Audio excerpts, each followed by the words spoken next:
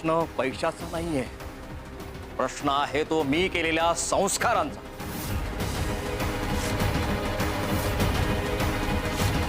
आज माझ्या संस्कारांचा पराभव झालेला आहे।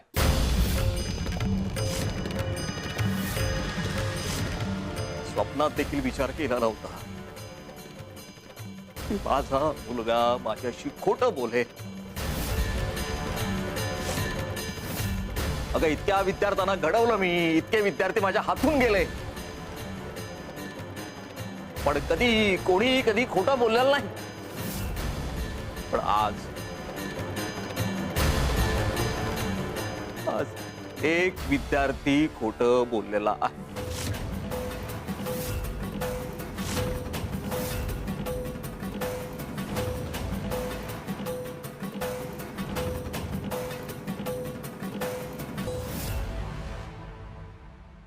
आणि दुर्दैवानं तो माझा मुलगा आहे।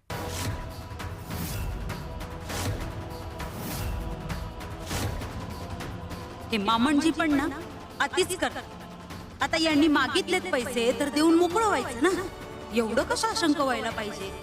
बाबा बाबा अहो मी जाणून बुजून नाही काही केलंय। तुम्ही नेहमी आहे ना तुमचा तर्क लावत राहता। बाबा तुम्ही माझं ऐकून घ्या ना कधीतरी। कारण तुझं म्हणणं सत्यावरती आधारित नाहीये। हो मी काय म्हणते, तो मागतोय ना पैसे, द्या ना त्याला पैसे। जोपर्यंत तो खरं बोलत नाही तोपर्यंत मी त्याला एकही रुपया देणार नाही।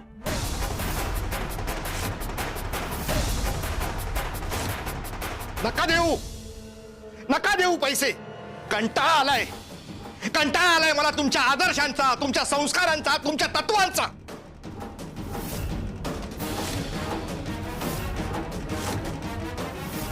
बघावं तेव्हा नुसती बडबड बडबड बडबड।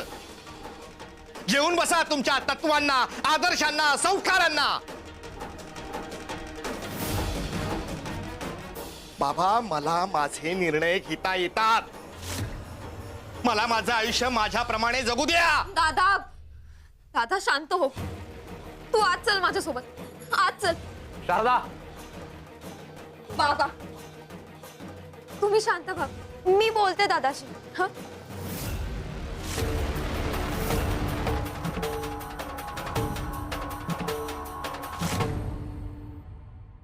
दादा तू आज चल, चल आज चल। सुनेत्रा त्याला लेकरू लेकरू म्हणून कुरवाळत बसू नकोस। विश्वासघात करेला नाही हो, स्वामी हाच दिवस बघायचा होता का मला?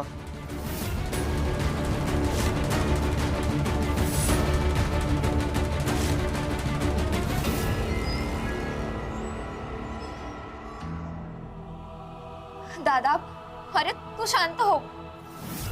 अरे हे बघ, काही कारणाने तू बाबांना खरं सांगू शकत नसशील ना, तर तू मला सांग ना। हे बघ, आपण जसे भाऊ बहीण आहोत तसे मित्र मैत्रिणी आहोत। आता मित्रांना सगळं खरं सांगतातच ना। ठीक आहे, तुला सांगतो सगळं काय झालं ते। हा सुधाकराऐवजी मी चुकून हरी म्हटलं, एवढंच काही। यातलं बाकी सगळं काही खरं आहे, पण बाबांना आता माझ्यावर विश्वास नाही। दादा अरे तू खोटं बोलतोयस असं वाटतंय त्यांना, आणि तुला माहितीये ना संस्कारांच्या बाबतीत ते किती आग्रही आहेत। हे बघ, तू तुझं खरं कारण त्यांना समजावून सांगितलं ना की ते शांत होतील। काही गरज नाही त्याची आता, त्यांना नसेल माझ्यावर विश्वास ठेवायचा, राहू दे। बरं बरं ठीक आहे, मी बोलते त्यांच्याशी। पण मला सांग, तुला पैसे व्यवसायासाठीच हवेत ना, की दुसऱ्या कुठल्या कामासाठी? खरंच व्यवसायासाठी हवे आहेत। आता तुझाही माझ्यावर विश्वास नाहीये का? अरे दादा तसं नाही। बरं तू थांब, मी आलेच। दादा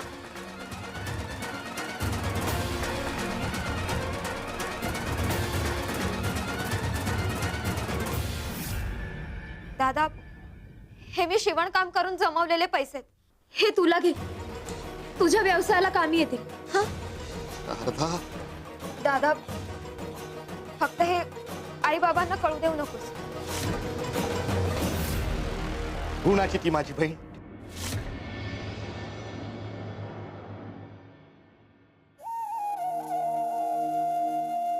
दादा तू आनंदी तर मीही आनंदी.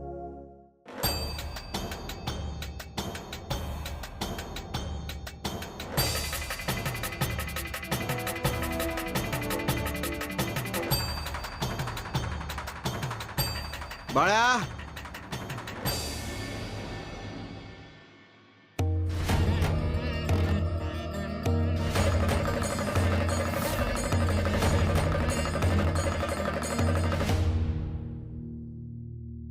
गोपाळा हळद घेऊन ये. हो स्वामी, हळद घेऊन येतो.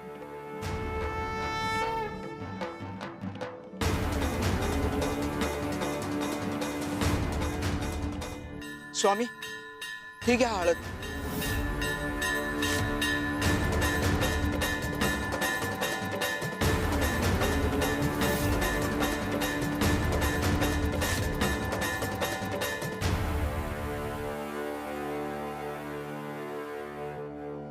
जखम झाली की वेळीच त्याच्यावर उपचार करायला हवा,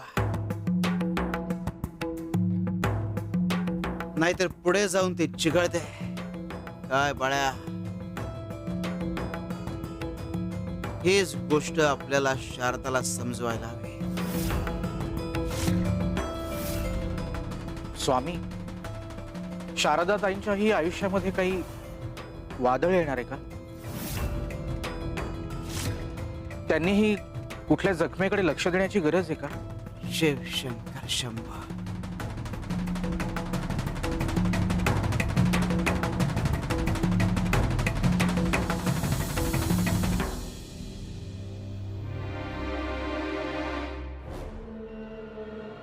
नरेश, ये खेळायला. अरे त्यासाठीच तर आलोय. काय अंगत? ये बस, तुझीच वाट बघत होतो. हो का? चला. चला सुरुवात करूया.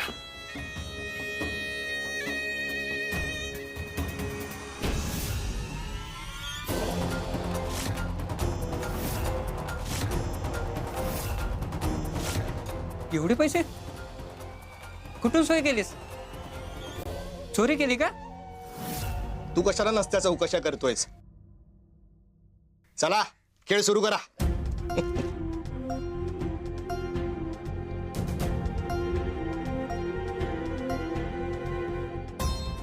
ह्या संधीचं सोनं करणार आहे मी. भरपूर पैसे कमवणार, शारदाकडून घेतलेले पैसे दुप्पट करणार आणि तिला त्याचे पैसे देणार. चला खेळ सुरू करू.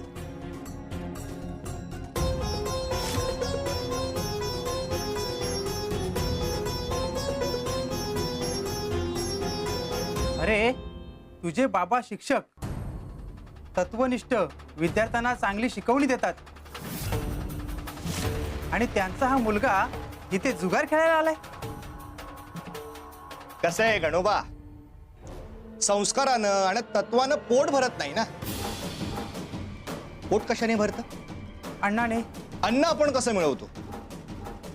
पैशाने. पैसे कसे कमवतो? कष्टाने. पण मला कष्ट करायचे नाहीयेत. मला माझं डोकं, माझी बुद्धी या जुगारात वापरायची आहे. मी माझं डोकं जुगारात वापरून बक्कळ पैसा कमवणार. मला श्रीमंत व्हायचंय. माझ्या बाबांनी त्यांच्या आयुष्यात जेवढा पैसा पाहिला नसेल, कमावला नसेल, एवढा पैसा कमवायचा आहे मला. आणि तेही काही महिन्यात, नाही नाही, काही दिवसात.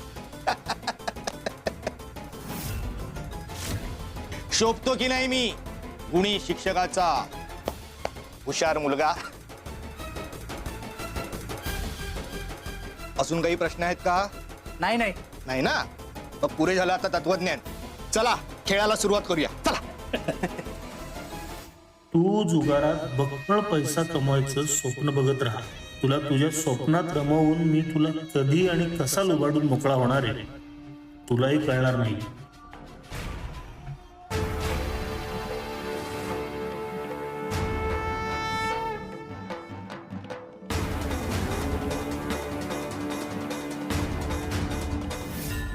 दिव्याखाली अंधार आहे, दिसत नाही का?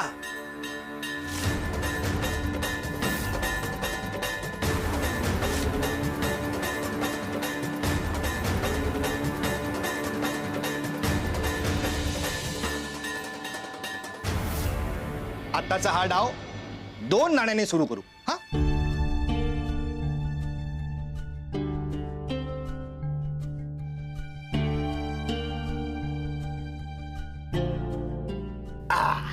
दोन.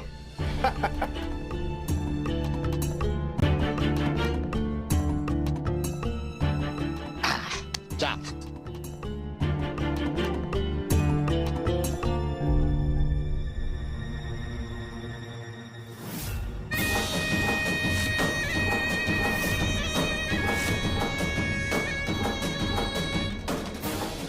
सहा. पहिला डाव जिंकलो मी.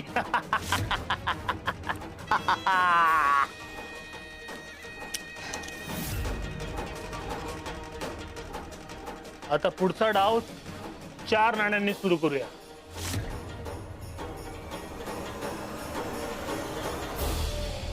चला